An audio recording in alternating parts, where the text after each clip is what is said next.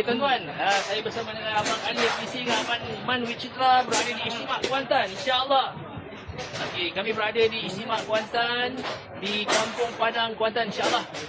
Bermula hari ini Jumaat sampai Ahad 21, 22, 23 Ogos, insya-Allah. Jadi semua jemput hadir, insya-Allah.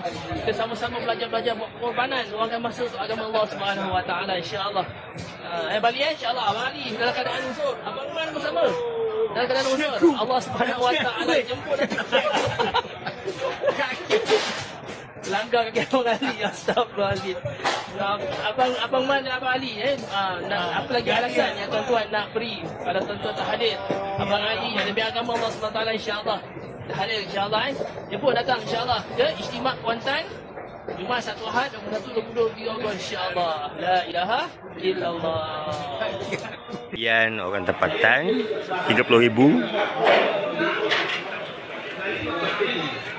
Ni bayan orang Pakistan punya bayan.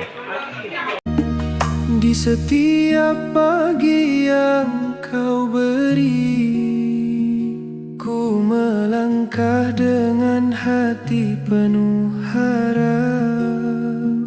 Dalam sunyi ku sebut namamu, mohon bimbingan dalam tiap langkah.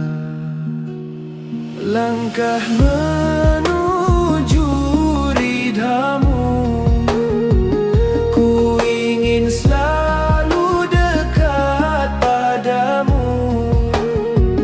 Tuntun aku ya Allah, agar tak jauh dari kasih-Mu.